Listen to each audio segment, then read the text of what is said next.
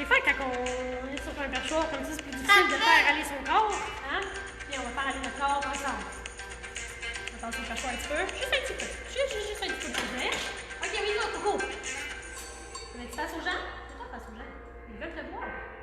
C'est toi la vedette. Mange pas mes bracelets. C'est pas des choses à manger, les bracelets. Non! On est liés, bouge pas.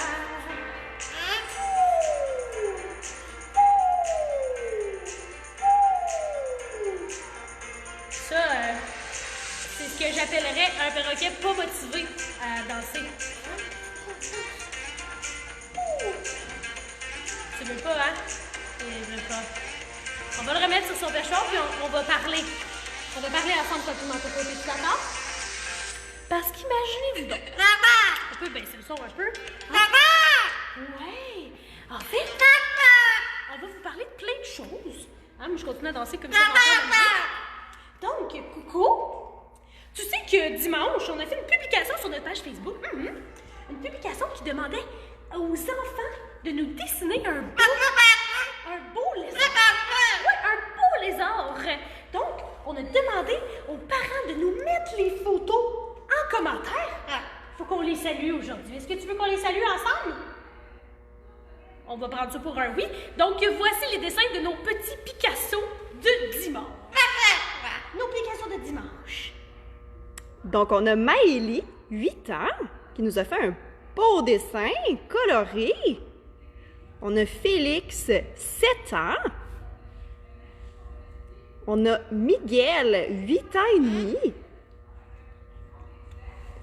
Geneviève, 3 ans et demi. Chanel, 6 ans. Nélia, 7 ans. Maëve, 9 ans.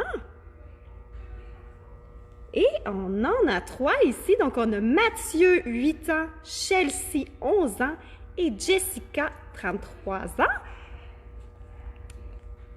On a ici Aliane, qui a 10 ans, qui nous a fait un beau dessin coloré. Édouard Raphaël, de 5 ans. Eh bien, on a fait le tour. Merci d'avoir participé. C'est toujours le fun de voir que, bon, on fait des petits trucs comme ça puis que vous participez. C'est toujours bien intéressant aussi de se faire saluer. Ah, donc, Coco, est-ce que tu dis bye-bye aux gens? Parce que là, t'es tannée, hein? Ta sieste n'a pas été assez longue, pas très reposante. Il a crié la moitié de sa sieste. Ça, il tentait pas, lui, de se coucher. C'est correct. Dis bye-bye aux gens. Bye-bye, Coco! Il est un peu marabout, c'est ça que ça fait quand on dort pas assez et qu'on a 3 ans d'âge mental. Hein? Bye, coucou! Que tu dis bye bye!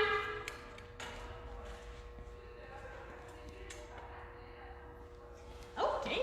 Donc, salut tout le monde! Approchez-vous, approchez-vous! Donc, avant de débuter, bien évidemment, vous le savez, hein, je vous invite à nous suivre sur nos différentes plateformes éducatives pour voir tout notre beau contenu qu'on partage. Également, si ça vous tente, là, la fête des mères s'en vient bientôt, faire une belle activité pour réunir toute la famille. Donc, on fait des belles animations Zoom où on va présenter là, des espèces qui vont rarement sur la route. En fait, donc c'est vraiment des belles découvertes pendant 1 heure. Pur plaisir. Et si vous voulez absolument avoir un petit coco avec vous, ben, vous pouvez faire la demande spéciale pour que Coco vous fasse un coucou. Hein? Voilà. Et aussi, ben, je me présente, hein, pour ceux qui ne me connaissent pas encore.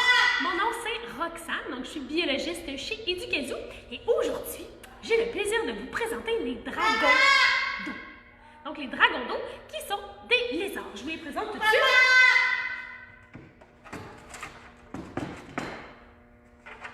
Donc, petits dragons d'eau qui étaient pressés, ma foi, de sortir de leur petite maison.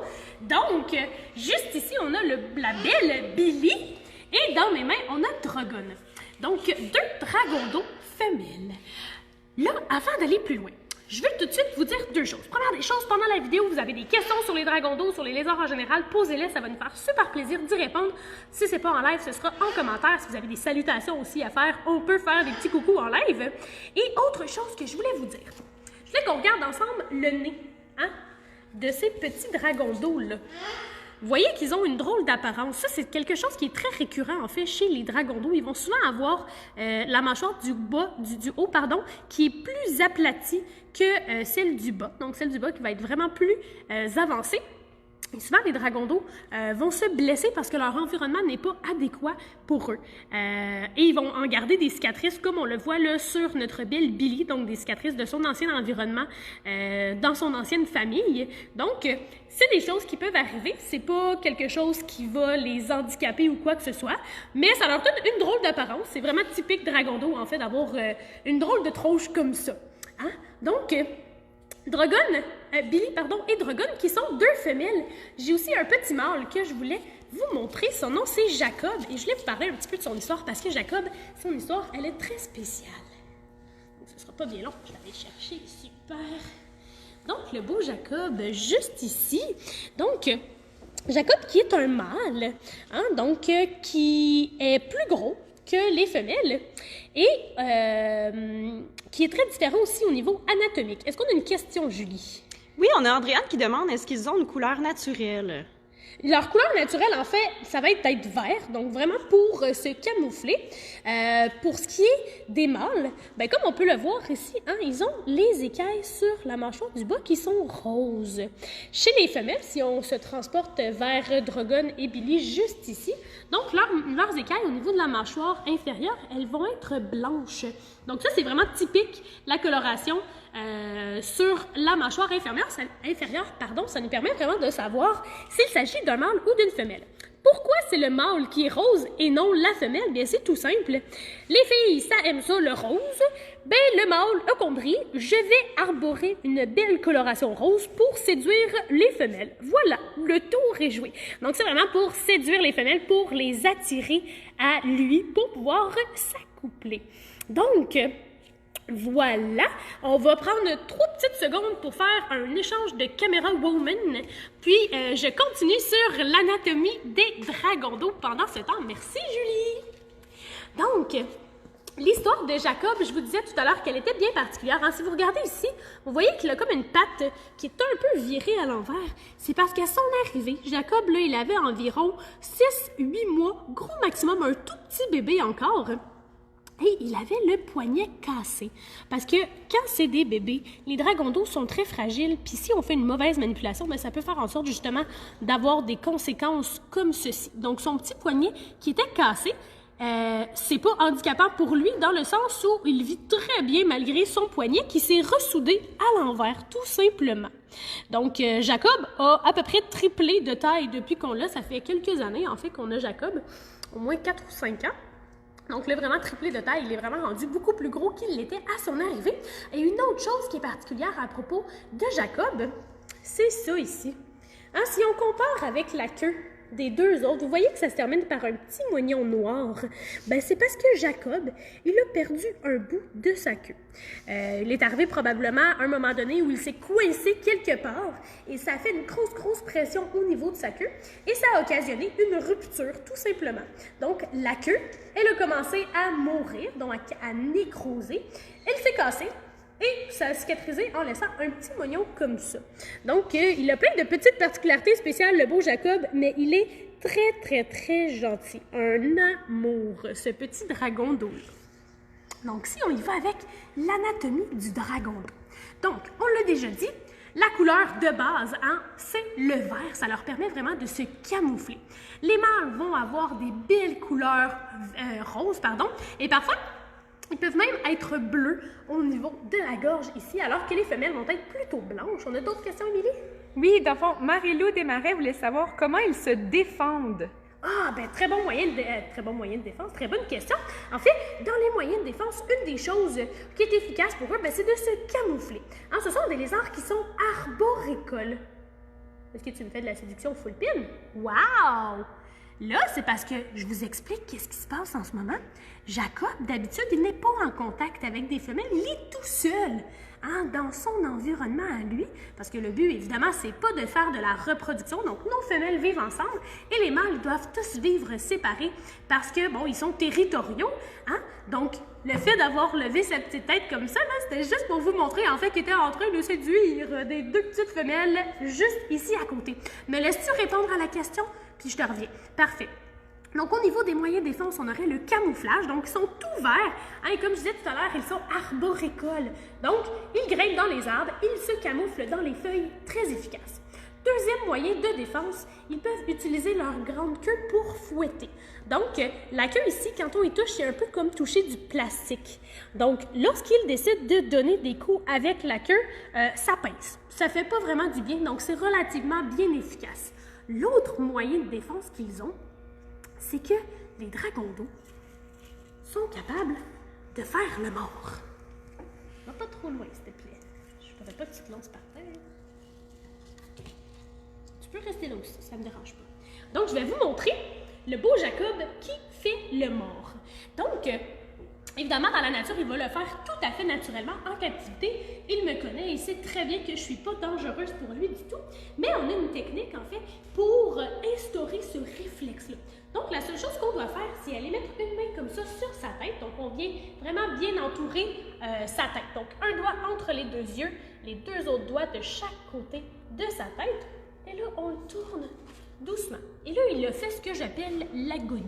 Donc, quand on le met sur le dos comme ça, bien évidemment, il va bouger un petit peu. Hein, c'est la forme d'agonie, comme je disais. Et ensuite, tada!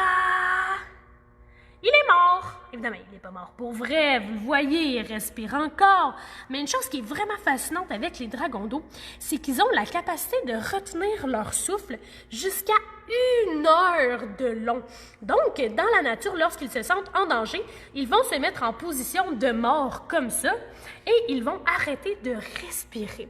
Comme ça, ils ont vraiment l'impression, les prédateurs, que l'animal, il est mort. Et pourquoi c'est un bon moyen de défense?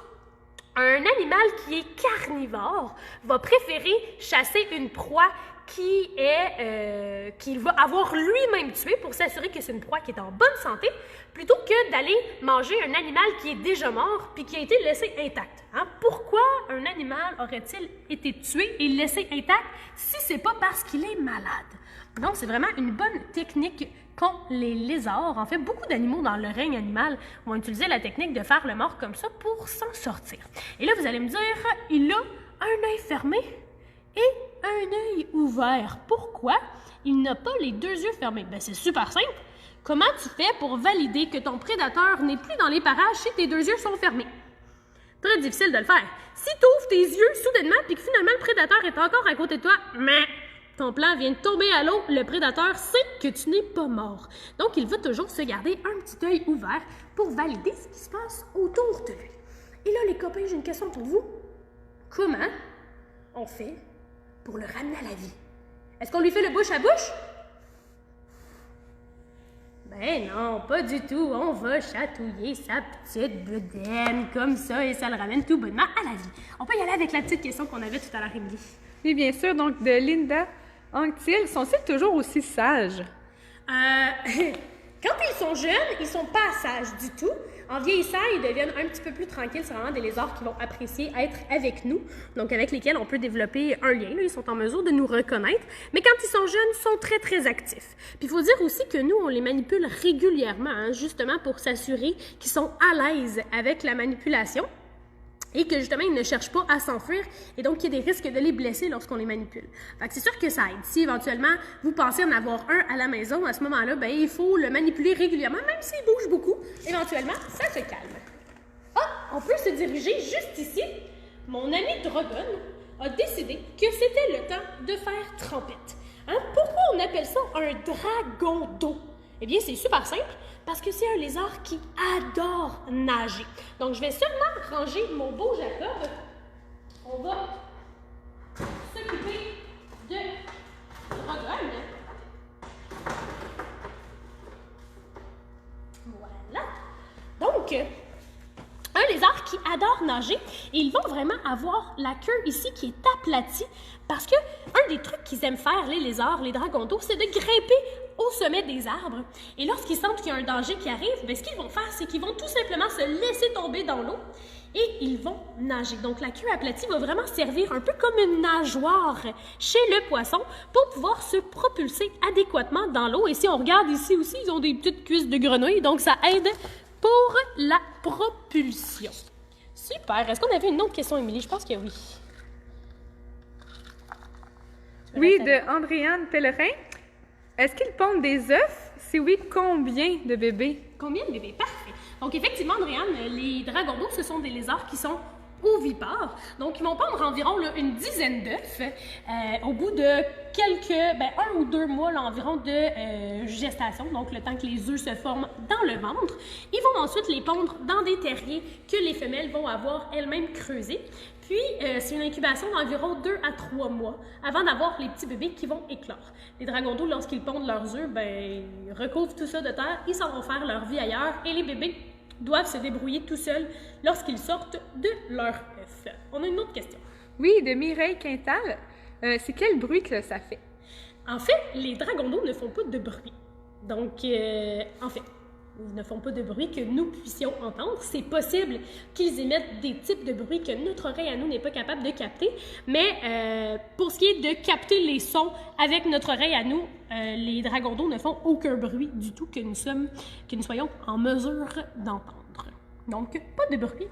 Juste des petites faces spéciales. Mais est-ce que ça veut dire qu'ils sont incapables de communiquer avec nous? Pas du tout. En fait, ils ont plusieurs techniques pour communiquer avec nous. Bon, évidemment, je vous ai parlé des moyens de défense tout à l'heure. C'est quand même relativement clair. Si ton lézard te donne des coups avec sa queue, c'est peut-être parce que ça ne tente pas d'être avec toi.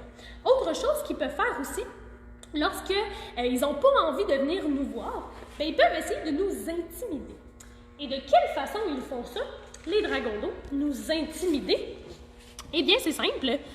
Ils vont ouvrir leur bouche comme ceci sur la photo et ils vont gonfler leur gorge. Donc ça, c'est une bonne façon de nous faire comprendre, là, ne viens pas me voir, je ne suis pas de bonne humeur. Donc voilà. Autre technique aussi, ils peuvent changer de couleur. Mais là, attention, on ne parle pas comme un caméléon. Ils ne vont pas passer du vert au bleu, au gris, au jaune. Ils vont toujours rester verts comme ça. Sauf que vous avez remarqué qu'ils ont des petits picots noirs sur leur corps. Donc, les dragons d'eau, lorsqu'ils changent d'environnement, qu'ils ne sont pas bien à un certain endroit, qu'ils sont de mauvaise humeur, eh bien, ils peuvent foncer. Donc, il y a plus encore de petits picots noirs qui vont apparaître. Et ça va être une façon de nous communiquer que, par exemple, ce n'est pas un environnement qui est adéquat pour eux. C'est déjà arrivé, les dragons d'eau, quand on essaie de les mettre dans un nouvel environnement, souvent ils sont fâchés une couple de jours, puis après ça va bien.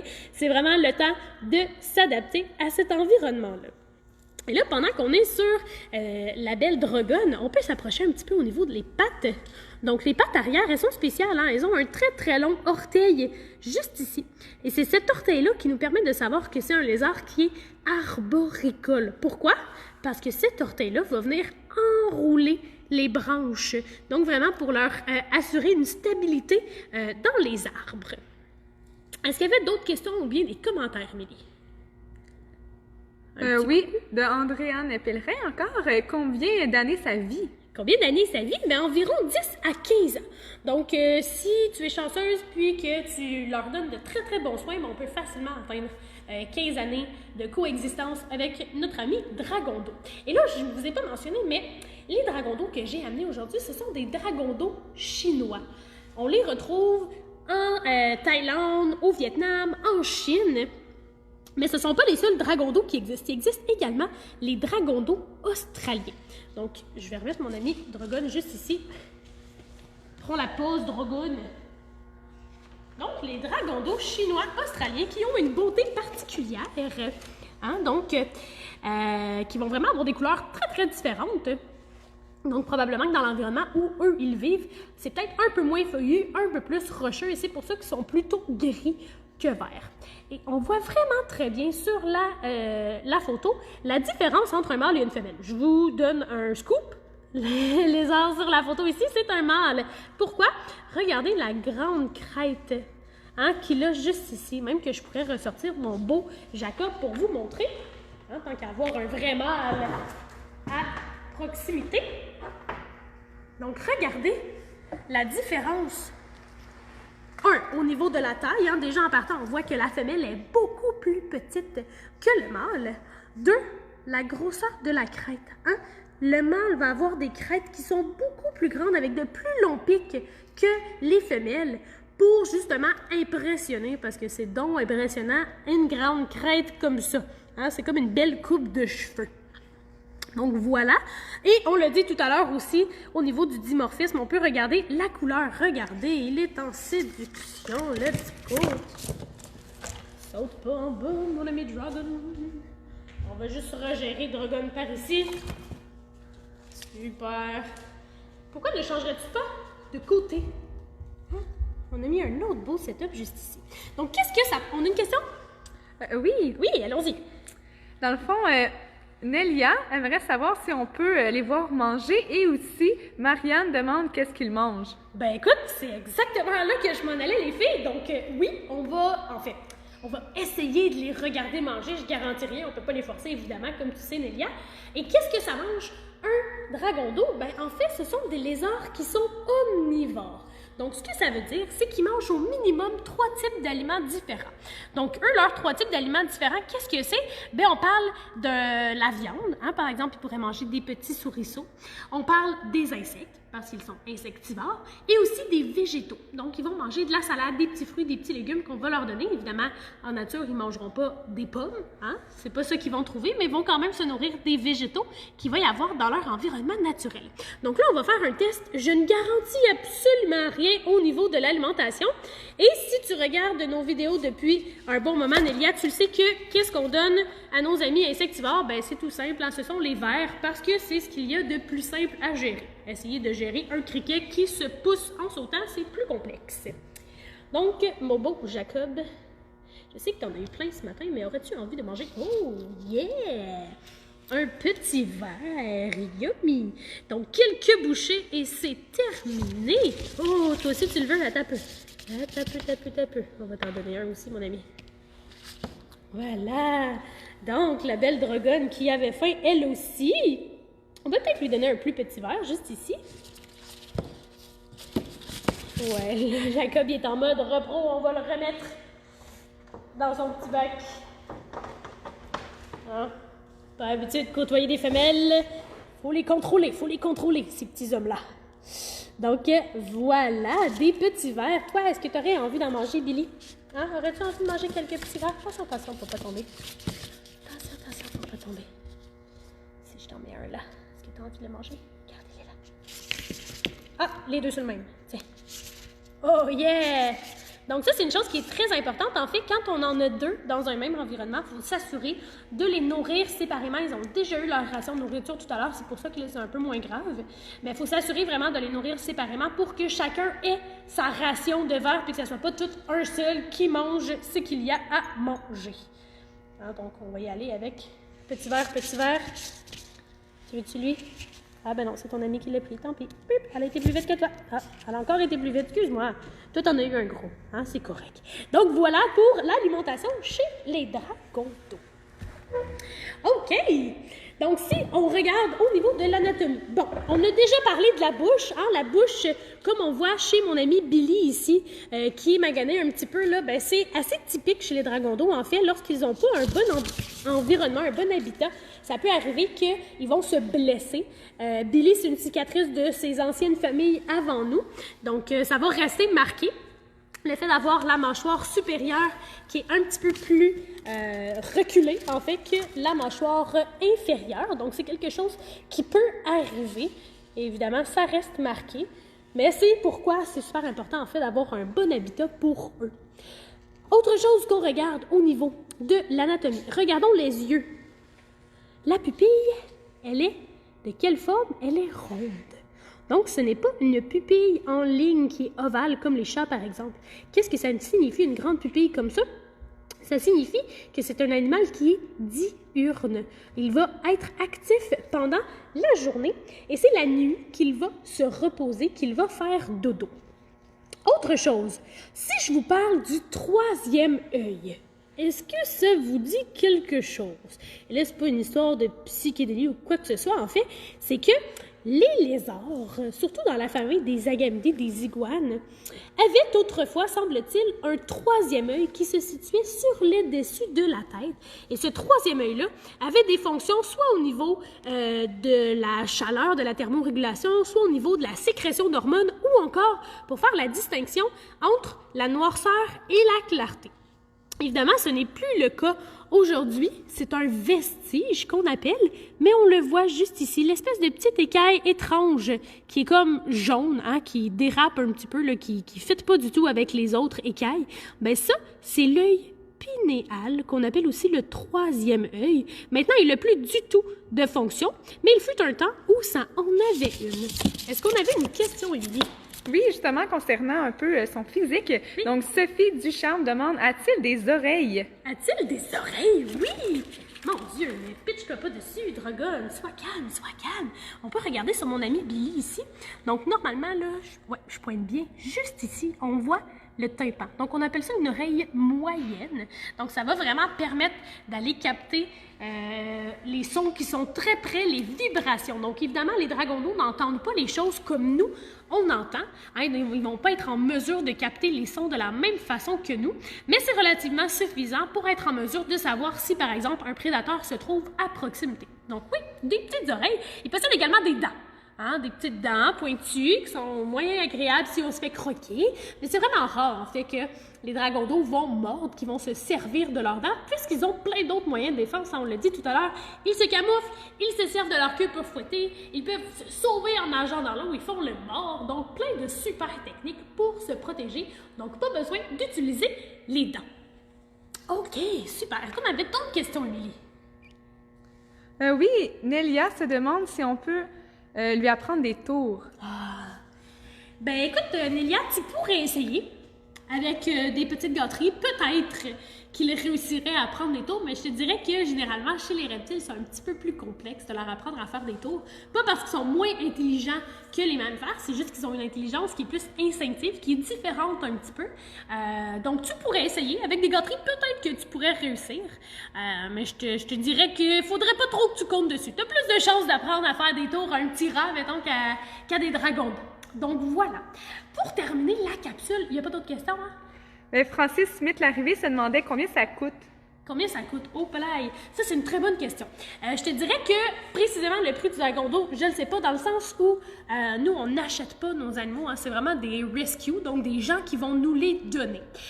Je te dirais qu'au niveau d'avoir un dragon d'eau à la maison, c'est pas nécessairement le lézard en soi qui va coûter cher. Ça doit être environ une centaine de dollars. Ça va être plutôt l'habitat. Pourquoi? Parce que leur habitat, il doit être suffisamment grand. Ça va venir plus grand que ça. Hein. Ça peut atteindre 60 à 90 cm avec la queue. Donc, c'est vraiment un grand lézard. Ça va être un grand habitat. Il faut mettre un terreau qu'il faut être en mesure d'humidifier régulièrement. C'est un animal qui est omnivore. Donc, on l'a dit tout à l'heure, il faut lui donner de la verdure, il faut lui donner des insectes, il faut lui donner parfois de la viande comme des petits souriceaux. C'est un animal qui demande de la chaleur, donc plaques chauffantes, lumière chauffante, rayonnement UV. Super, super important, les rayons UV pour les reptiles qui sont diurnes. Ça les aide vraiment associés avec le calcium à fortifier leurs os, à avoir tous les nutriments dont ils ont besoin. Et aussi, mais c'est un animal qui demande quand même régulièrement des soins. Là. Donc, il faut y aller vraiment avec taille de griffe, il faut lui donner des bains, il faut s'assurer vraiment là, de l'aider au niveau de la mue, surtout au niveau des petits pics ici, si on ne veut pas qu'ils les perdent. Donc, au niveau de combien ça coûte, c'est plutôt avec l'environnement que ça va te coûter cher, dans le sens où les vivariums, c'est assez dispendieux. Le terreau qu'il faut changer régulièrement aussi, les plaques et lumières chauffantes pour vraiment que lui, il soit à l'aise et bien dans son environnement. C'est vraiment ça qui est le plus coûteux. Une chose aussi qui est importante, mais c'est au niveau de l'humidité. Hein, c'est un lézard qui demande 85% d'humidité dans sa cage. Donc si on lui donne des bassins comme ça pour s'immerger, c'est bon, on va chercher quand même une bonne partie de l'humidité, mais il faut quand même passer matin et soir pour aller humidifier les accessoires, comme par exemple les branches, les cabanes, etc., etc. Est-ce qu'on avait d'autres questions? Oui, Daniela Martin demande, est-ce qu'ils peuvent sauter? Oui. Effectivement, Daniela, c'est des bons sauteurs. C'est certain qu'ils ne vont pas se déplacer comme une grenouille par exemple, sauf que à partir de là, et sauter pour se donner une swing jusque dans le bac d'eau, c'est vraiment pas complexe pour eux. Si tu regardes un petit peu, là, t'étais peut-être pas là, Daniela, tout à l'heure, mais ils ont vraiment des cuisses à l'apparence des grenouilles. Donc des belles cuisses qui leur permettent non seulement de se propulser lorsqu'ils nagent dans l'eau, mais aussi de faire des petits sauts. Donc ils peuvent facilement sauter d'un arbre jusqu'à un cours d'eau. OK. Donc, est-ce qu'il y avait d'autres questions avant qu'on termine la capsule? Super! J'espère que vous en avez appris davantage sur les dragons d'eau. Puis je vous invite à nous retrouver ici, jeudi à 14h pour une super vidéo sur les cochons d'Inde. Bye bye tout le monde!